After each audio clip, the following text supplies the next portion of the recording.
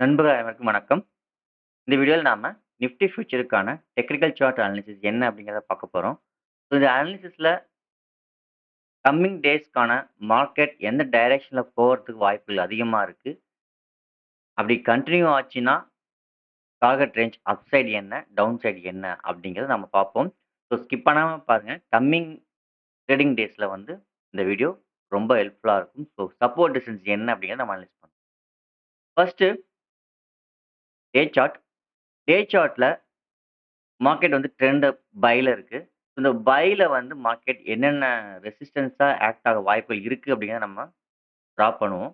After that எங்கெங்க market வந்து reverse ஆக பாசிபிலிட்டிஸ் இருக்குங்கிறத பார்ப்போம். ஸோ ஃபர்ஸ்ட் ரெசிஸ்டன்ஸா பார்த்தீங்கன்னா இந்த ட்ரெண்ட் லைன். 2வதா பார்த்தீங்கன்னா இந்த ஹை. ஸோ இந்த ஹைல தான் மார்க்கெட் வந்து இப்ப கிட்டத்தட்ட டபுள் டாப் அப்படிங்கிற மாதிரியான ஒரு வியூல இருக்கு. ஃப்ரெண்ட் ஒருத்தர் கேட்டிருந்தாரு. ஸோ அவருக்கு ஆன்ஸர் நான் இந்த இன்டர்டே டைம் ஃப்ரேம் அனாலிசிஸ்ல எக்ஸ்பிளைன் பண்றேன். ஸோ டபுள் டாப் ஆகறதுக்கான பாசிபிலிட்டிஸ் இருக்கா அப்படிங்கிறத நமக்கு ஸ்மால் டைம் ஃப்ரேம் தான் இண்டிகேட் பண்ணும். ஸோ அது எந்த லெவல பிரேக் பண்ணா அந்த டபுள் டாப்பா வரத்துக்கு வாய்ப்புகள் இருக்கு அப்படிங்கிறத பத்தி பார்ப்போம். சரிங்களா? ஸோ இப்போ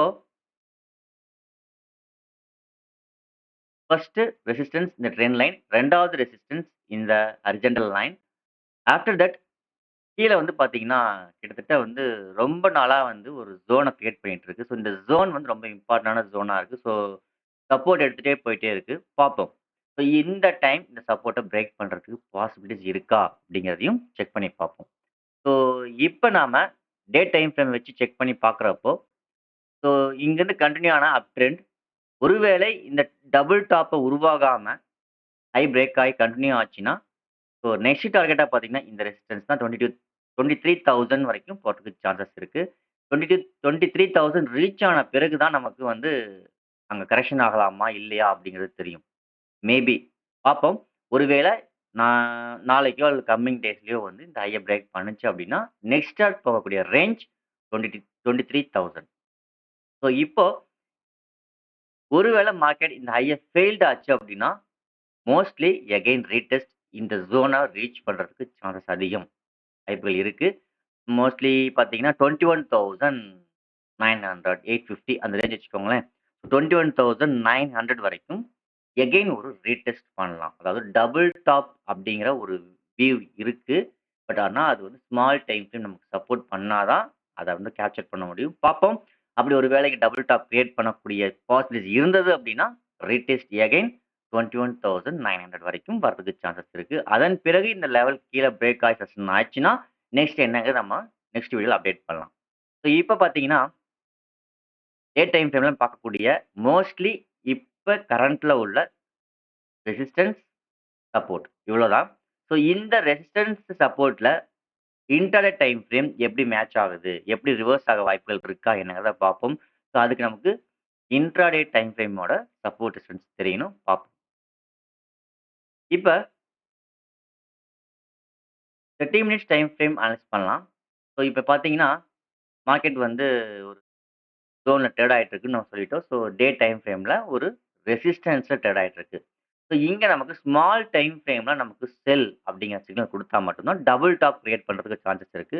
ஸோ அந்த லெவல் என்ன அப்படின்னு பார்த்தீங்கன்னா, ஸோ ஃபர்ஸ்ட்டு மார்க்கெட் இந்த லெவலுக்கு கீழ சஸ்டெயின் ஆச்சு, பிரேக் ஆச்சுன்னா மட்டும் தான் ட்ரேட் ஆயிட்டு இருக்கு அப்படின்னா தான் நமக்கு என்னவா இருக்க வாய்ப்புகள் அதிகம்.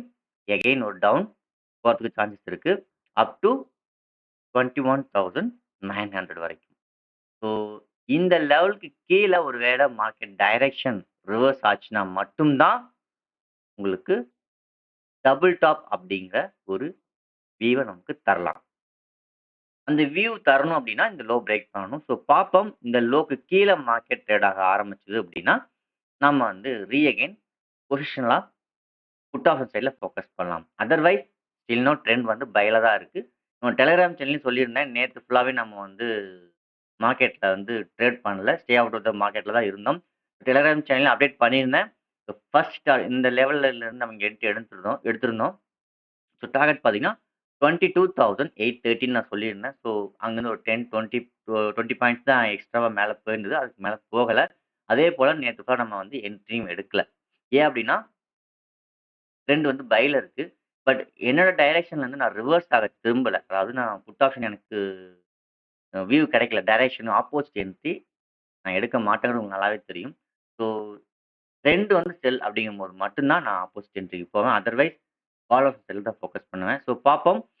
இப்போ இன்டர்டே டைம் ஃப்ரேம் இந்த இடத்துல வந்து நமக்கு எகெயின் கால் ஆப்ஷன ஃபோக்கஸ் பண்ணா என்ன மாதிரியான ஸ்ட்ரக்சர் குடுக்கணும்?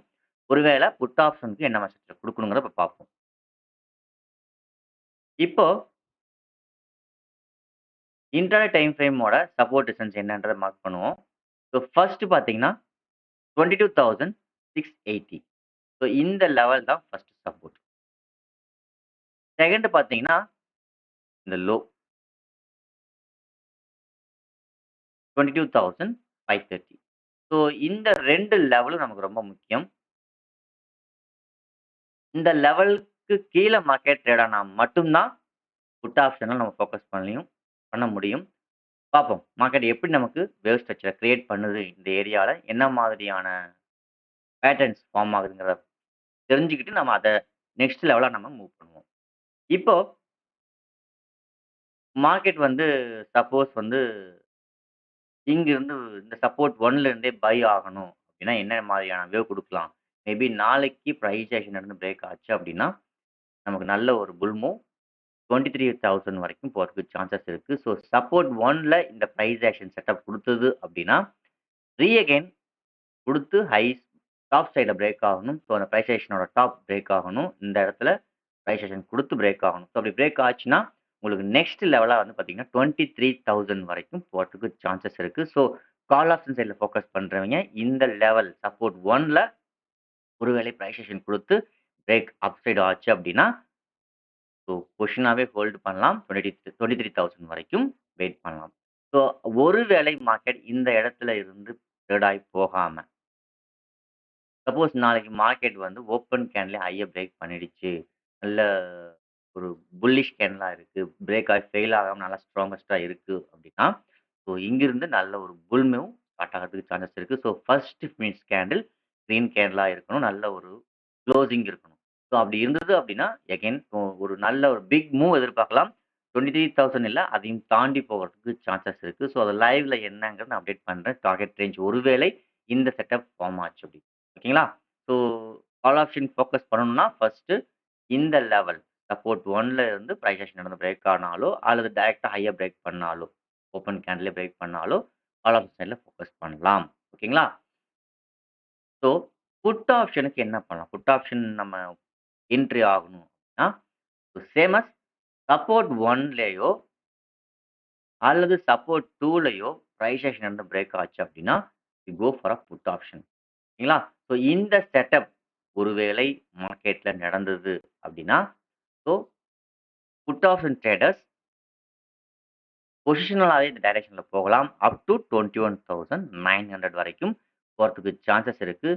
ஸோ ஃப்ரெண்ட் கேட்டிருந்தீங்க, டபுள் டாப்பா உருவாகுமான்னு. ஸோ கம்மிங் ட்ரேடிங் டேஸ்ல சப்போர்ட் 1லயோ அல்லது சப்போர்ட் 2லயோ பிரைஸ் ஆக்ஷன் நடந்து பிரேக் ஆயிடுச்சு அப்படின்னா, மேபி பாசிபிள் டபுள் டாப்பா கிரியேட் பண்றதுக்கு நெறைய சான்சஸ் இருக்கு டே டைம் ஃப்ரேம்ல. ஓகேங்களா?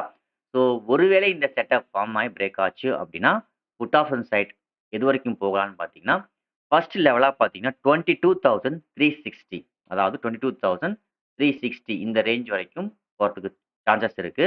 அதன் பிறகு பார்த்தீங்கன்னா 21,850 அதாவது 21,900 அந்த ரேஞ்ச் வரைக்கும் போறதுக்கு சான்சஸ் இருக்கு. ஸோ நாளைக்கு அல்லது கம்மிங் ட்ரேடிங் டேஸ்ல நம்ம ஃபோக்கஸ் பண்ணணும் அப்படின்னா, ஸோ கால் ஆப்ஷன் சைட்ல ஒரு வேளை என்ட்ரி கிடைச்சு போனா 23,000 ஃபர்ஸ்ட் லெவலும் டைரக்ட்டா பிரேக் ஆச்சுன்னா, அத விட இன்னும் கொஞ்சம் டார்கெட் எக்ஸ்ட்ராவா போறதுக்கு சான்சஸ் இருக்கு. ஸோ அத லைவ்ல அப்டேட் பண்றேன்.